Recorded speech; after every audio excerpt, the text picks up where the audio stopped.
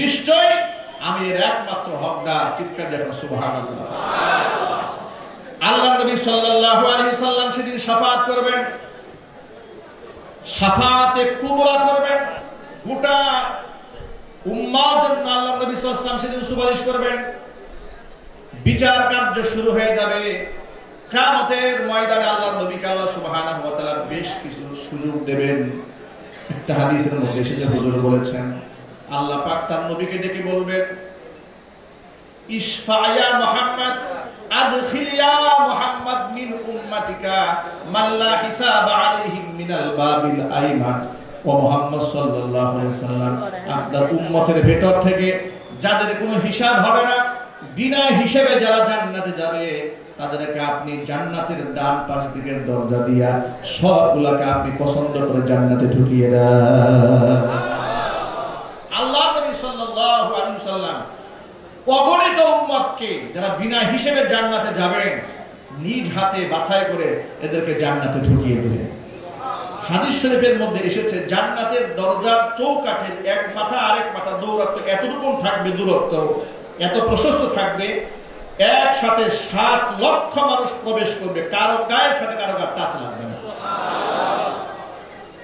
নবীজি সাল্লাল্লাহু আলাইহি ওয়াসাল্লাম কিয়ামতের দিন সুপারিশ করবেন। তবে আরেকটা মৌলিক কথা বলে দিই আপনাদেরকে, কোরআন মাজিদের অনেক জায়গার মধ্যে আছে যে কিয়ামতের দিন সন্তান কাজে আসবে না, সম্পদ কাজে আসবে না, ব্যবসা বাণিজ্য কাজে আসবে না। আছে না? না? আরো জোরে বলুন। তাহলে একদিক থেকে মনে হচ্ছে কোরআনের অনেক আয়াতের মধ্যে বলে সন্তান কাজে আসবে না, আবার ব্যবসা বাণিজ্য কাজে আসবে না, কোন সুপারিশ কাজে আসবে না।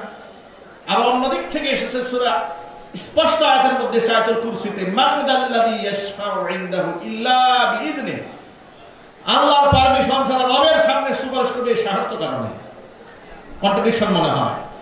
কিছু কিছু আয়াতে মনে হচ্ছে কোনো কাজে আসবে না, আবার কিছু কিছু আয়াতে মনে হয় কাজে আসবে। নবী করিম সাল্লাল্লাহু আলাইহি ওয়াসাল্লাম স্পষ্ট হাদিসের মধ্যে বলেছেন, ইয়াশফাউ ইয়াউমাল কিয়ামাতি থালাসাতুন। বিশুদ্ধ হাদিসে এসেছে, আল্লাহ নবী বলেন কিয়ামতের দিন 3 শ্রেণী আল্লাহর দরবারে সুপারিশ করবেন। 1 নাম্বার আল আম্বিয়া, নবীগণ কিয়ামতের ময়দানে মানুষের জন্য আল্লাহর কাছে সুপারিশ করবেন। 2 নাম্বার সুম্মাল উলামা, আলেমগণ কিয়ামতের দিন রবের সামনে মানুষের জন্য সুপারিশ করবেন। 3 নাম্বার সুম্মা শুহাদা, শহীদরা আল্লাহর দরবারে মানুষের জন্য সুপারিশ করে অসংখ্য মানুষকে জাহান্নাম থেকে বের করে জান্নাতে নিয়ে যাবে। এখন প্রশ্ন হলো, তাহলে সুপারিশ কাজে আসবে না কাদের জন্য? যারা কুফরি অবস্থায় মৃত্যুবরণ করেছে, শিরক নিয়ে মৃত্যুবরণ করেছে, তাদের জন্য সুপারিশ কোনো কাজে আসবে না। তাদের সম্পদ কাজে আসবে না, সন্তান কাজে আসবে না। পক্ষান্তরে ঈমান নিয়ে যারা দুনিয়া থেকে বিদায় হয়েছে, সন্তান তাদের জন্য কাজে আসবে। কেমন শোনেন, শুধুমাত্র পরকালে কাজে আসবে এটা নয়। নবী সাল্লাল্লাহু আলাইহি ওয়াসাল্লাম বলেছেন, ইদা মাতাল ইনসান, মানুষ যখন মারা যায়, ইনকাতা আনহু আমালুহু ইল্লা মিন সালাসা, 3টা আমলনামা ছাড়া সব আমলনামা বন্ধ হয়ে যায়। একটা আমলনামা হচ্ছে ইল্লা মিন সাদাকাতিন জারিয়া, চলমান দান যদি কেউ করে যায়, মসজিদ করেছে, মাদ্রাসা করেছে, ঈদগাহ করেছে, গোরস্থান করেছে, খানকা করেছে, মানুষের জন্য চলমান সওয়াবের রাস্তা করে দিয়েছে, এই ব্যক্তি দুনিয়া থেকে বিদায় হয়ে যাওয়ার পরে কবরের মধ্যে যুগ যুগ ধরে আল্লাহ পাক সওয়াবের নহর কবরের মধ্যে জারি রেখে দিবে। আরেকটা হচ্ছে আল ইলমিন ইউনতাফাউ বি, উপকারী জ্ঞান শেষে গিয়েছে, সেই জ্ঞান দিয়ে মানুষ আমল করে, যুগ যুগ ধরে কবরে বসে তিনি সওয়াব পাবেন। সুবহানাল্লাহ বলেন। 3 নাম্বার হচ্ছে আল ওয়ালাদিন সালেহ ইয়াদউ লাহু, নেককার সন্তান দুনিয়াতে রেখে যাওয়ার পরে বাবা দুনিয়া থেকে বিদায় হয়ে গেল, কবরে শুয়ে শুয়ে এই সন্তানের দোয়ার ফজিলত তিনি কবরের মধ্যেই পাবেন। এর মানে দুনিয়া থেকে কবরে চলমান সওয়াবের ধারাবাহিকতা অব্যাহত থাকবে। নেক সন্তান দুনিয়াতে রেখে গেলে, তাহলে সন্তানের এই দুনিয়াতে জীবদ্দশায় বাবা মার কবরের সওয়াব রিসানের ব্যবস্থা যেমন থাকবে, কিয়ামতের ময়দানে অসংখ্য বাবা মা সন্তানের কারণে জান্নাতে চলে যাবে। আবার এই সন্তানের কারণে অসংখ্য বাবা মা জাহান্নামের আগুনে পুড়বে।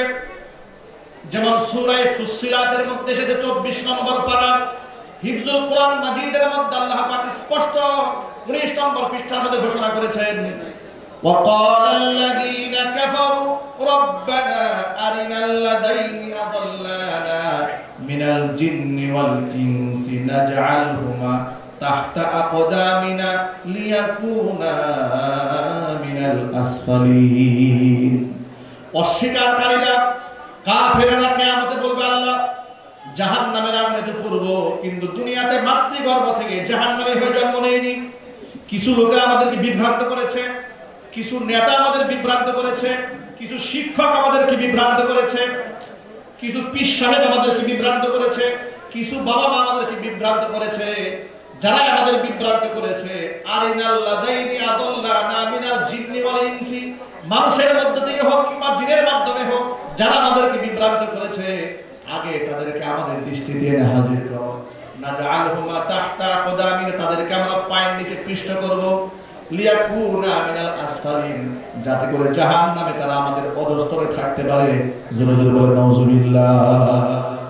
এর মানে কিয়ামতে অসংখ্য নেতা ফেসে যাবে, অসংখ্য বাবা মা ফেসে যাবে, অসংখ্য শিক্ষক ফেসে যাবে, অসংখ্য পীর সাহেবরা ফেসে যাবে। কথা ঠিক নেবে, ঠিক জুড়ে বলে। হক্কানি পীর যেমন আছে, ভণ্ড পীরও আছে না ভাই? আছে। একটু জোরে আওয়াজে বলেন আছে। ওই যে একজন গান দিয়ে বলেছে, আমার বিদায়কালে ঢোল বাঁশি বাজায়, নাউজুবিল্লাহ। কালেমো কালামার দরকার নাই, কোনো কিছুর প্রয়োজন নাই, আমার বিদায় বেলায় ঢোল বাঁশি বাজায়, নাউজুবিল্লাহ। চিৎকার দিয়ে বলেন নাউজুবিল্লাহ। আবার দেখলাম জনক পীর সাহেব 3 জন মহিলার সাথে একসাথে মুআলাকা করছে। এটা আরেকটু জোরে বলেন নাউজুবিল্লাহ। এগুলো হচ্ছে ভণ্ড পীর। এগুলা কি ভণ্ড পীর? কিয়ামতের ময়দানে এই সমস্ত পীররা ধরা খেয়ে যাবে, ওই সমস্ত রাজনীতিবিদরা ধরা খেয়ে যাবে। নামাজের সময় নিজেরা নামাজ পড়ে নাই, কর্মীদেরকে পড়তে দেয় নাই, এমন জাহান্নামী নেতা সমাজে আছে না? এরাও ধরা খেয়ে যাবে। শুনুন,